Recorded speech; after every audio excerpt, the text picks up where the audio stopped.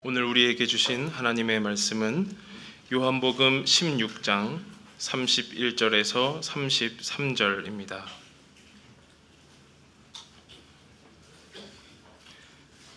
신약성경 요한복음 16장 31절에서 33절의 말씀을 봉독하겠습니다. 예수께서 대답하시되 이제는 너희가 믿느냐?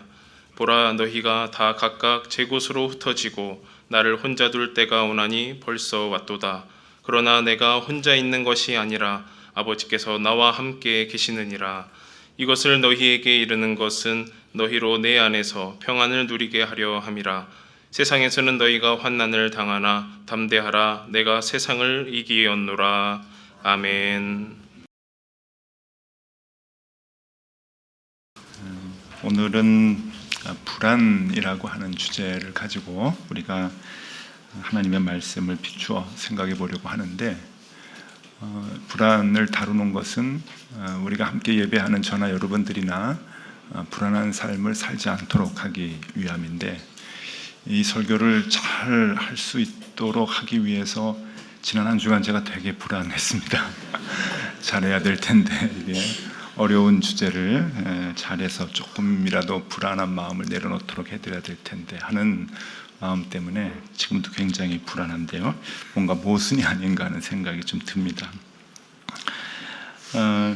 제가 이 복잡한 주제를 짧은 시간에 다 다룰 수는 없습니다. 조금 이렇게 좀 이렇게 진도라 그러나요? 속도를 조금 빨리 하면서 그 말씀을 이렇게 나누도록 하겠는데요. 자, 사진을 한 장 먼저 보여드리겠습니다. 이 사진은 1959년 7월에 사진인데, 이렇게 조금 익숙한 사람들이 좀 있죠. 미국의 닉슨 대통령이 구소련, 그러니까 그때는 미국에서 소련 왕래하는 게 쉽지 않았던 때인데, 구소련이 주최한 모스크바 박람회에 미국 대통령이 가서 화제가 되었습니다. 미국 대통령이 왜 갔는가 하면은 그 모스크바 박람회에 미국 전시관을 이렇게 마련을 했는데, 특별히 미국 노동자들의 일반 주택을 똑같이 꾸며놨습니다. 그래가지고 당시 그 구소련의 그 가장 실권자였던 공산당 서기장인 후르시초프를 초대해서 미국의 노동자들의 일반 주택의 내부 모습을, 똑같이 만든 내부 모습을 보여주고 있는 겁니다. 그러면서 이제 자랑을 하는 거예요. 저 집은 카펫이 깔려 있었고, 또 거실에는 TV가 있었고, 욕실이 딸린 큰 방 2개가 있었고, 중앙 난방식으로 난방이 되었고, 부엌에는 냉장고와 세탁기와 회전식 건조기가 있었습니다.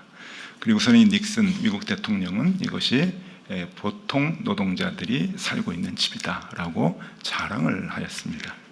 그때 이제 후르시초프는 이게 어떻게 가능하냐, 이제 그러면서 거기에서 논쟁을 좀 벌였는데, 이것이 후대의 부엌 논쟁이라고 아주 유명한 그 대화가 됐다고 얘기합니다. 소련은 우리가 뭐 상식적으로 역사를 배워서 아시겠지만 1950년대만 해도 서방 세계보다 경제적으로 여유가 좀 있었습니다. 그래서 모든 그 국민들, 소련에 있었던 모든 국민들의 한 가구당 집을 2채씩 나라가 주었습니다. 지금도 2채씩 다 대부분 갖고 있는 것 같아요. 저희도 그 러시아를 좀 많이 이제 단기 선교하기 위해서 이제 선교사님도 보내고 저희도 갔는데, 한 가구당 집이 여름집이 있고 겨울집이 있고 그렇게 이제 2채씩 받아서 이제 살고 있는 것을 확인할 수 있었습니다.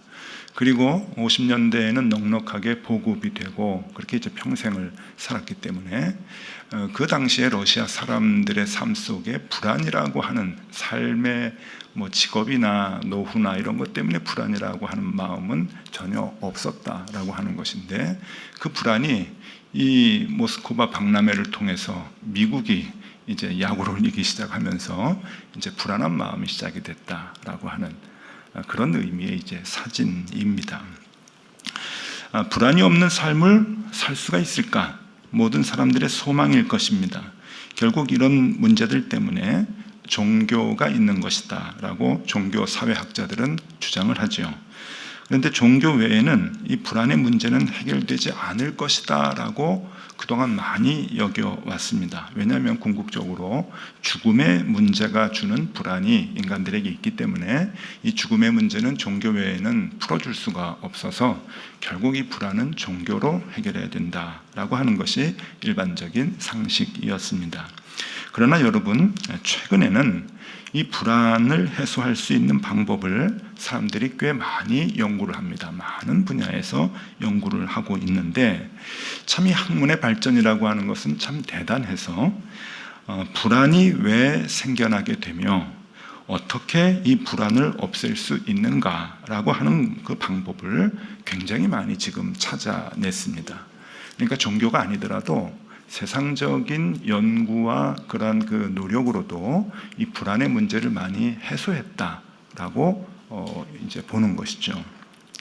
여러분, 장수의 문제가 지금 많이 풀리지 않았습니까? 장수에 대한 연구를 이제 심리적으로, 의학적으로 많이 연구를 해서 어떻게 해야 장수할 수 있는지, 또 어떻게 해야 우리가 건강하게 살 수 있는지, 그건 이론적으로 이미 다 나와 있는 것이죠. 그것과 마찬가지 이치입니다. 이 불안하지 않는 평안한 삶을 살기 위해서는 어떻게 해야 되는가라고 하는 것이 이론적으로는 이미 많은 부분 연구가 됐다고 하는 것이죠. 이 불안에 대한 연구 결과를 얘기해 드리면은요, 이게 정말 아주 좋은 정보입니다. 여러분 오늘 참 잘 오셨는데, 그런데 그냥 아주 디테일한 여러분들이 갖고 있는 불안을 다 없애는 것이 아니라 아주 중요한 정의를 지금 얘기해 드리는 거예요. 불안의 요인과 현상은 시대와 지역에 따라서 다르게 나타나지만 분명한 것이 하나 있다는 것입니다. 그것은 불안이라고 하는 것이 대체로 사람들에 의해서 만들어진 거랍니다. 그러니까 여러분들이나 제가 갖고 있는 대부분의 불안은 허구라고 하는 것이죠. 그것이 지금까지 연구에서 나타나는 결과들입니다. 그러니까 여러분들 지금 많은 불안을 갖고 이 자리에 나오셨을 텐데 대부분 그 불안 중에서 많은 부분이 허구였고 사람들에 의해서 만들어진 것에 내가 지금 빠져가고 있는 것이다 라고 하는 겁니다. 왜 허구인지를 이렇게 좀 설명을 해보면은요, 우리나라 국민들, 한국 사람들입니다. 우리나라 국민들의 불안 요소는 세계 최고로 높죠. 이걸 상식적으로 잘 압니다. 이걸 간접적으로 알 수 있는 지표가 이제 몇 개가 있는데 국가별 행복 지수라는 게 있습니다. 여기에 보면은 그것을 연구하는 기준이 이제 무엇이고 어느 기관에서 주관하고 있는가에 따라서 그 순위가 조금씩 다를 수가 있습니다. 예를 들어서 북한에서도 각 나라의 세계 여러 나라의 행복 지수를 발표했는데 1등이 중국이고 2등이 북한이더라고요. 북한이 세계에서 두 번째 행복하다. 그러니까 기관에 따라서 어디에서 조사하느냐에 따라 다르지만 이제 그런 거 말고 대체적으로 이제 이렇게 사람들이 사람들이 신뢰할 수 있는 그런 기관에서 많은 부분에서 많은 기관에서 이제 조사를 하는데 대체적으로 한국은 중하위권입니다. 여러 가지 이제 그 질문을 가지고 설문을 조사해서 이렇게 나타나는 지표들을 보면 중하위권. 그러니까 여러분들이 다 이제 그건 아시죠? 또 국가별 웰빙 지수라고 하는 것이 있습니다. OECD 국가를 중심으로 해서 23개국을 조사를 했는데 이 웰빙 지수라고 하는 것은 신체 건강과 사회관계, 가족, 재정 상황, 직장 이 5가지를 가지고 설문을 토대로 해서 이제 나오는 결과로 순위를 매겼는데 23개국 중에서 한국은 23위입니다. 그리고 더 충격적인 것은 OECD 국가가 아니라 아시아, 동남아시아 국가 13개국, 13개 나라에서 이제 이 웰빙 지수를 조사했는데 거기에서도 한국은 13위로 이제 나옵니다. 그러니까 이 웰빙 지수에 대해서 사람들이 많이 이제 불안해하고 있다라고 이제 하는 것이죠. 또 간접적으로 알 수 있는 게 국가별 스트레스 지수, 자살률 이런 건데 이건 1등입니다. 스트레스 지수 1등. 자살률 1등, 이미 다 알고 있는 상식들이죠.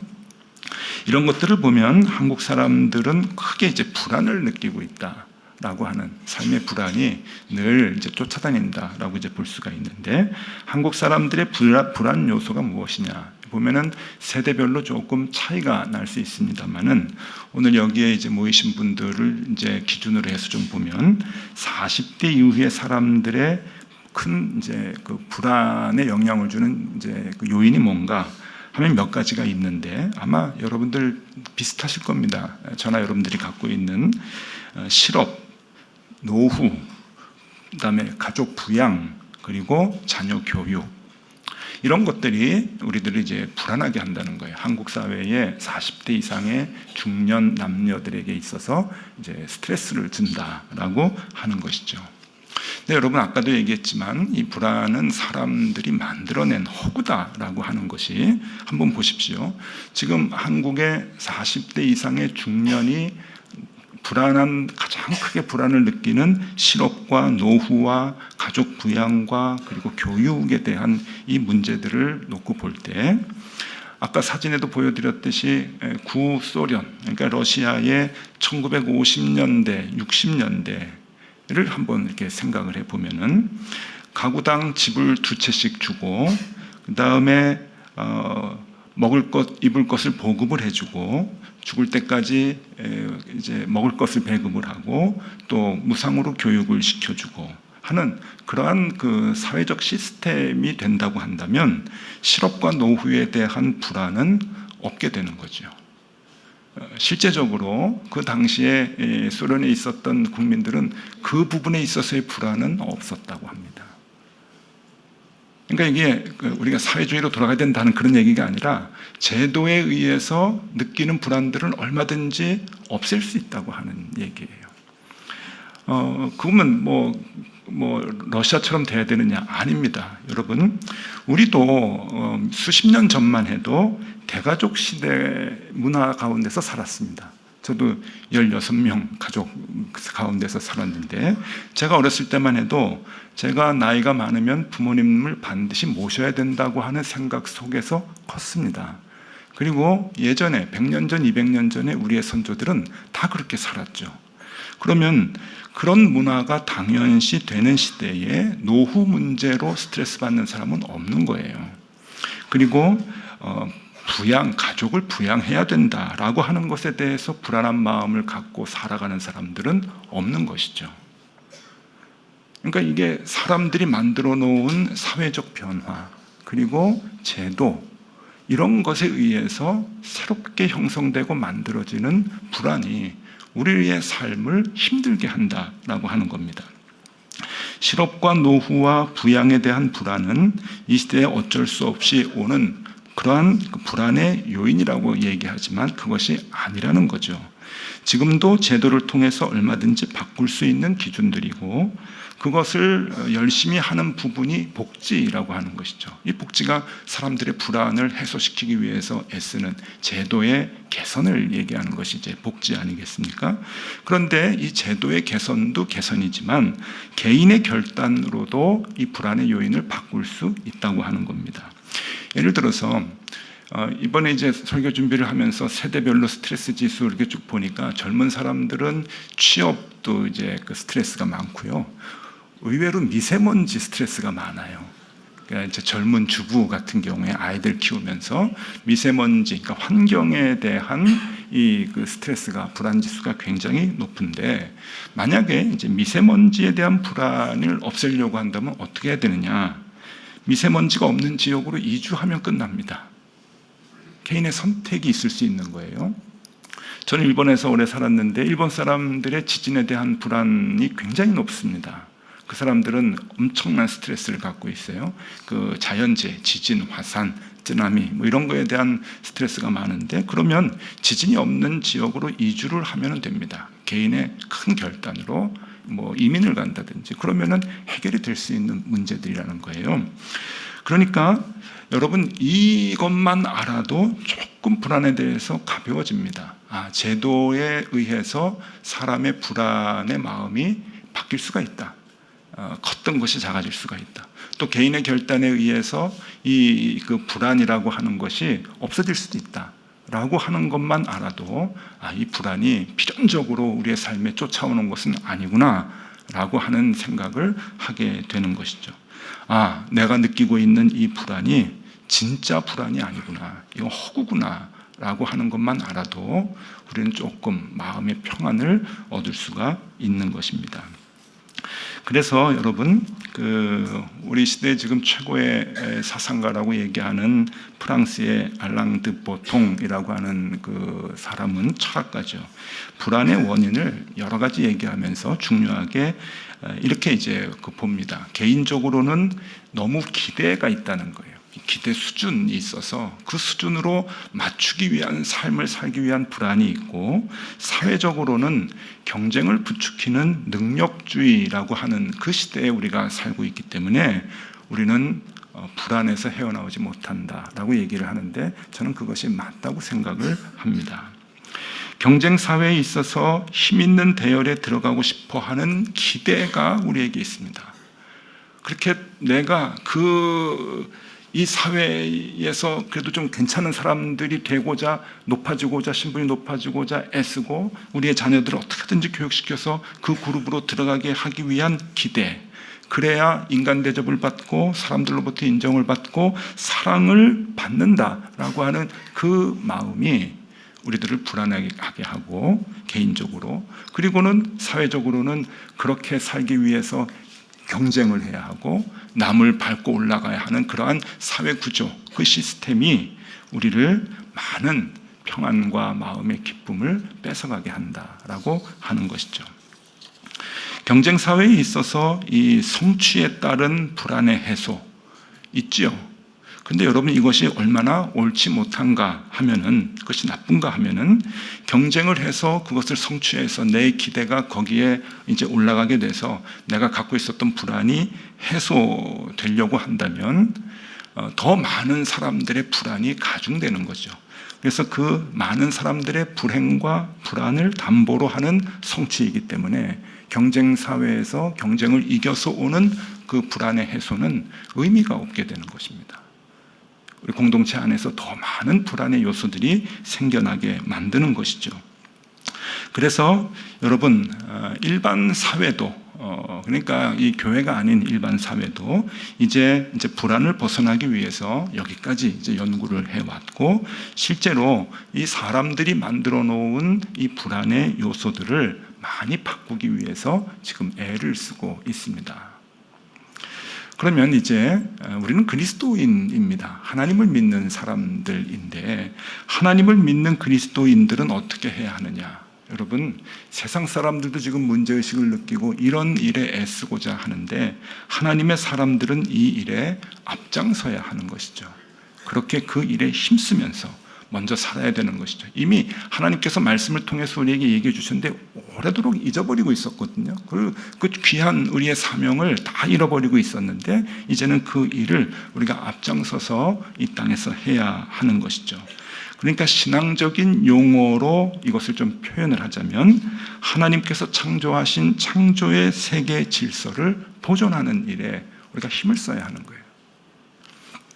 오히려 많은 사람들이 만들어 놓은 능력주의와 경쟁 사회를 우리가 그 속에서 능력을 갖고 경쟁을 갖고 이겨서 그것이 축복이고 그렇게 살아가도록 우리가 우리의 신앙을 이용을 한다고 한다면은, 그 능력주의와 경쟁 사회, 그러니까 많은 사람들에게 불안과 스트레스를 주는 능력주의와 경쟁 사회를 더 견고히 만들어 줄 뿐이죠. 그렇게 신앙생활을 해서는 안 된다라고 하는 겁니다. 그 틀에서 개인의 요소의 불안을 없애기 위해서 애를 쓰는 신앙생활은 여러분, 잘못된 신앙생활입니다. 근데 이제 많은 교회에서 이제 이 틀을 기초로 그냥 인정을 해버리고, 이 틀에서 우리가 가장 힘 있는 사람, 가장 높이 올라가는 사람이 되고자 이제 신앙생활을 해야 된다고 가르치는데, 그러한 그 신앙의 그 기준을 갖고 생활한다는 것은 아주 잘못된 겁니다. 잘못될 뿐만이 아니라 이 세상을 더 잘못되게 만들어버리는 것이죠. 그러니까 우리는 틀을 조금 바꿔야 됩니다, 여러분. 그러니까 우리가 하나님 이 불안을 좀 떨치게 해 주십시오. 불안하지 않게 내가 좀 평안하게 해 주십시오. 돈이 좀 있으면 마음이 편안하겠습니다. 우리 아이가 공부 좀 잘하고 가지고 좋은 학교 가면 좀 마음이 편하겠습니다. 이런 기도를 하는 것이 아니라 불안을 왜 갖고 있는가? 이 사회적인 그 사람들이 만들어 놓은 그 틀 자체를 바꾸기 위한 노력을 해야 되는 것이고, 하나님 그 일을 할 수 있도록 우리가 눈으로 보게 해주시고 그리고 용기를 갖게 해주십시오 라고 하는 기도를 해야 합니다. 조금 생소한가요? 아닙니다. 저는 그렇게 생각하지 않습니다. 같이 해야 된다고 봅니다. 그런데 오늘 신앙인들의 삶은 사회를 바꾸기는커녕 더 높아지려고 하고 더 많이 가지려고 하고 그것이 축복이라고 생각을 합니다. 교회 생활도 그 기준을 가지고 하죠. 고린도서에 보면은 방언을 하지 못한 사람들이 조금 창피를 당한 것 같아요. 너는 신앙이 없다. 이제 기준을 잡아놓은 거예요, 사람들이. 그러니까 방언을 받기 위해서 이제 애쓰는 모습이 있는데, 여러분 오늘도 마찬가지예요. 오늘도 교회 내에서 그런 교회들이 혹 있다고도 그래요. 방언을 하지 못하면 신앙이 없는 사람이라고. 그러면 방언 받지 못한 사람은 스트레스를 받는 거예요. 교회 와서도 불안한 거죠. 조금 더 확대해 볼까요? 교회가 건축을 계획을 합니다. 다 건축 헌금 작정해서 내십시오. 그럼 이제 중직자들은 스트레스를 받는 거예요. 남들보다 더 좀 많이 하고 싶은데 그러지 못하고 여유가 없고 그러면 스트레스가 많고 불안이 많습니다. 남들같이 하지 못하면. 그것이 신앙생활을 하는데 교회 안에서까지 우리가 받아야 하는 불안인 거예요. 교회는 불안을 해소해 줘야 되는데, 불안을 없애줘야 되는데 교회가 교인들에게 불안을 가중시키는 일들이 얼마나 많이 일어나는지 모릅니다. 그러니까 우리가 신앙생활 하면서도 우리의 틀이 바뀌지 않으면 이러한 일들이 얼마나 많이 이제 나타나는지 모릅니다.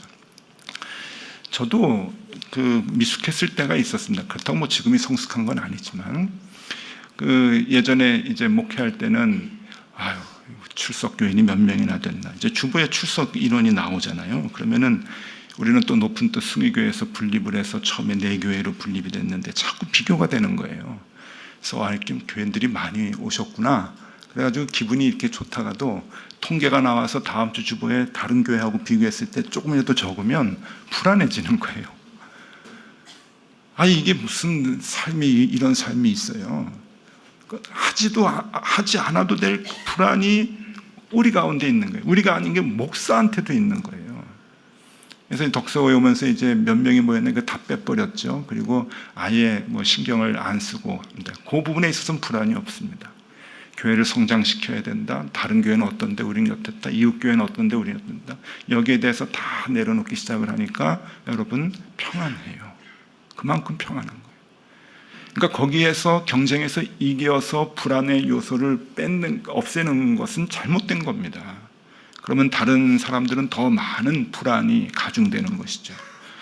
그렇기 때문에 우리는 그 불안의 기준들을 하나씩 바꿔놓는 창조의 기본 질서를 회복시키는 일을 우리가 더 힘을 써야 한다는 것이죠. 그러기 위해서 3가지를 제안을 합니다. 여러분, 첫 번째, 기도의 내용을 바꿔주시기 바랍니다. 아주 중요합니다. 사람들이 만들어 놓은 불안의 요소들을 하나씩 벗겨내는 것이 우리의 사명일진데, 그 불안의 요인을 없애달라고 기도하는 것이 아니라, 그렇죠? 불안의 요인을 없애주십시오. 내 안에 있는 불안의 요인을 없애주십시오 라고 기도할 것이 아니라, 그것은 기도하지 않아도 됩니다. 왜냐하면 하나님의 몫이 아니고 우리의 몫이기 때문에. 불안의 요인에 우리가 충분히 없앨 수 있는 거거든요. 하나님, 내 안에 있는 불안을 없애주십시오. 그러면 하나님은 네가 없앨 수 있는 건데 왜 나한테까지 그러느냐. 니들이 만들어 놓고 왜 그러느냐. 그러는 거죠. 그렇기 때문에 우리는 사람이 만들어 놓은 불안에 대한 기준을 보게 해달라고 기도를 해야 되고, 그것을 없애는 용기를 갖게 해달라고 기도를 해야 됩니다. 기도의 내용이 바뀌셔야 돼요.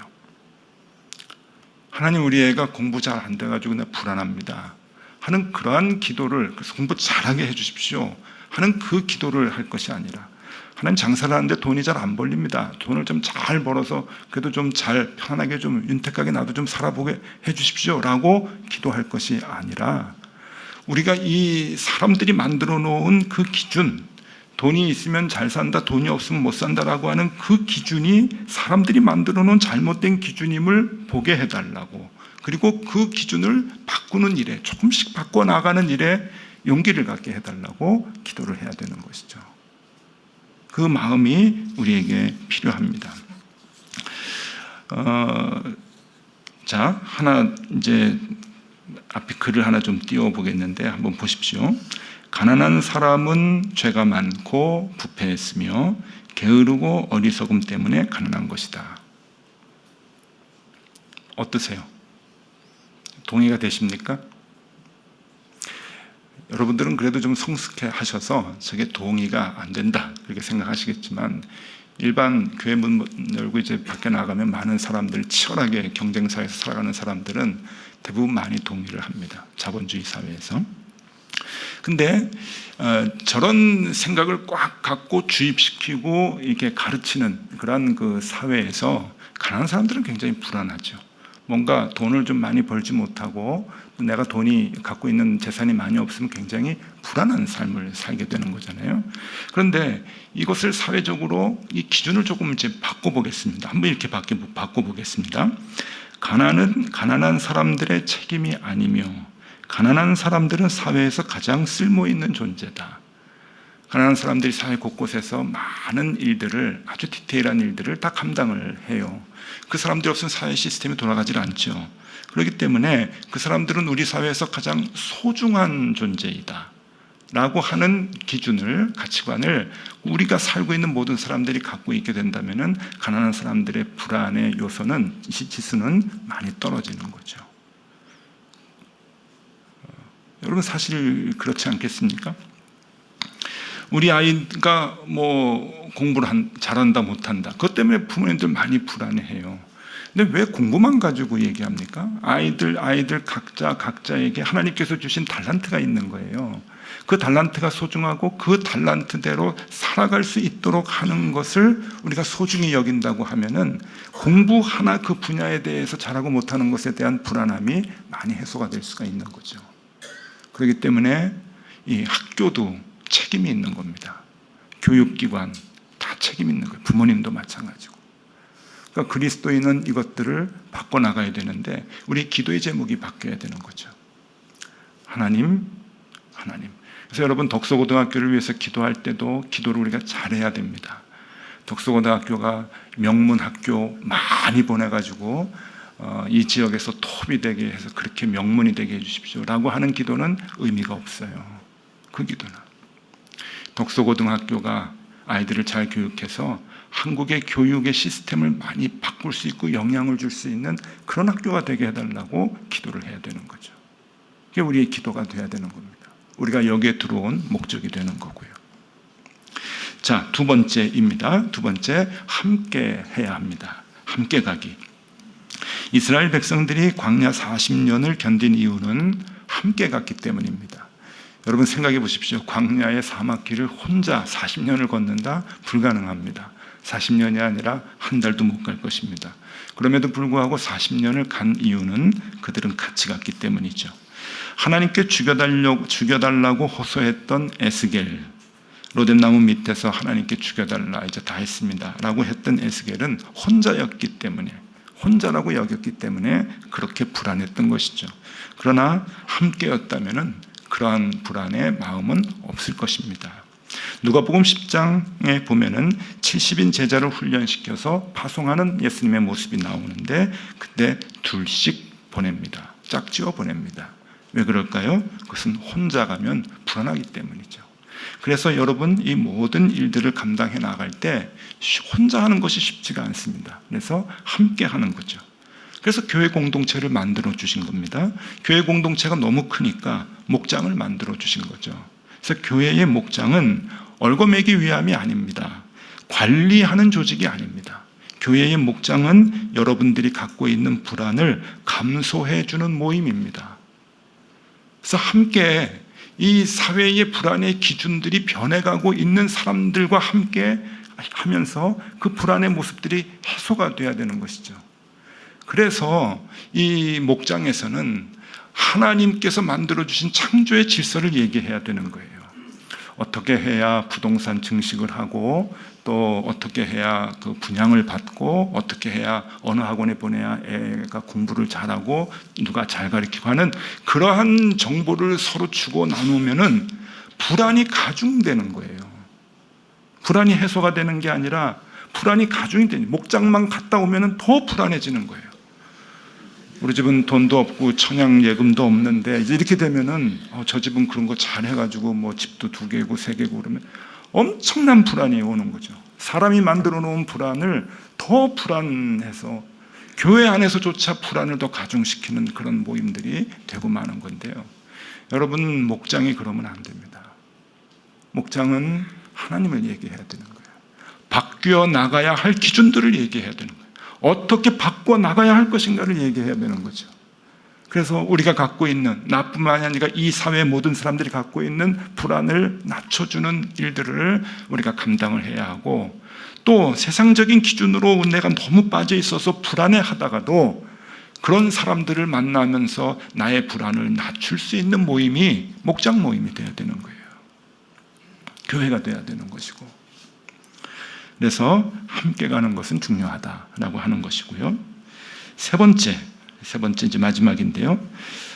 무엇을 우리가 드러내야 하는가? 땅과 하늘이 일체임을 보여줘야 된다 하는 겁니다. 성경 전체의 메시지를 한 단어로 이제 요약을 해봐라. 그러면은 임마누엘입니다. 임마누엘. 하나님이 우리와 함께 하신다.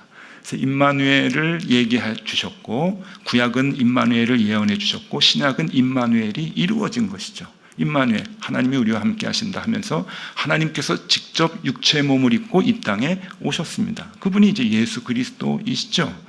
그게 이제 우리가 믿고 있는 신앙의 기본적인 이제 틀인데, 여러분, 하나님이 이 땅에 오셔서 임마누엘 되셨다, 성육신이 되셨다라고 하는 것은 구약 시대에 분리되어 있던 이 땅과 하늘이 하나가 됐다고 하는 의미입니다. 구분이 안 된다는 거예요. 하늘에 계셨던 하나님, 이 땅에 사는 인간, 이렇게 구약 시대에는 얘기를 했었거든요. 그래서 창조에 땅과 하늘이 구분이 돼서 창조가 되잖아요. 그런데 신약 시대에 임마누엘이라고 하는 것은 그 하나님이 이 땅에 오셔서 육신의 몸을 입었다, 이 땅에 오셨다 하는 것은 이게 둘이 아니라 하나라는 거예요. 둘이 아니라 하나라고 하는 것은 이 땅을 살면서도 하늘을 살 수 있다는 얘기예요. 하나님은 하늘을 사시면서도 이 땅을 사셨잖아요. 우리도 이 땅을 살면서 하늘을 살 수 있다고 하는 것을 보여주는 거예요. 그렇기 때문에 우리 그리스도인들은 이 땅을 살면서도 하늘의 기준을 가지고 하늘을 보여주면서 살아가야 되는 것이죠. 하늘이 언제 경쟁을 합니까? 하늘이 언제 순위를 매겼습니까? 하늘이 언제 순위를 매겨서 위에 사람들만 축복해 주시고 그랬습니까? 안 그렇거든요. 하늘의 기준은 그것이 아니거든요. 우리가 다 성경을 보면서 알아요. 머리로는 아는데 우리는 이 땅을 살아가니까 경쟁해야지, 경쟁하는 사회니까 그렇게 살아가서 이겨야지, 그렇게 생각을 하는데 아니라는 거예요. 그리스도인들은 이 땅을 사면서도 하늘을 보여줘야 하는 것이죠. 임마누엘 되시는 하나님을 보여주셔야 되는 거예요. 오늘 요한복음 16장 32절 33절 읽어드립니다. 보라, 너희가 다 각각 제 곳으로 흩어지고 나를 혼자 둘 때가 오나니 벌써 왔도다. 그러나 내가 혼자 있는 것이 아니라 아버지께서 나와 함께 계시느니라. 임마누엘. 이것을 너희에게 이르는 것은 너희로 내 안에서 평안을 누리게 하려 함이라. 하나님이 나와 함께 하셔서 하늘을 사는 거예요. 세상에는 너희가 환난을 당하나 담대하라. 아무리 어려운 환난이 있어도 우리는 불안하지 않은 거예요. 왜? 하늘을 살 수 있는 그 마음이, 그 기준이 우리에게 있기 때문이에요. 그래서 평화로다 하늘 위에서 내려오네, 우리가 찬송을 부르잖아요. 하늘과 맞닿아 있지 않으면 그 평화를 누릴 수가 없어요. 하나님께서 주시는 평화는 하늘에서 내려오기 때문에 그러죠. 그런데 하늘과 땅이 맞닿아 있기 때문에 우리는 그 평안을 얻으면서 살아갈 수가 있는 거거든요.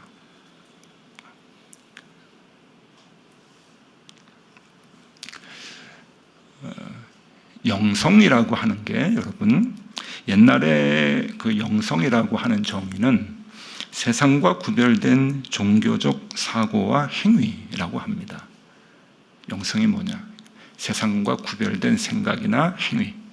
그러나 오늘날의 영성은 그렇게 얘기하지를 않아요.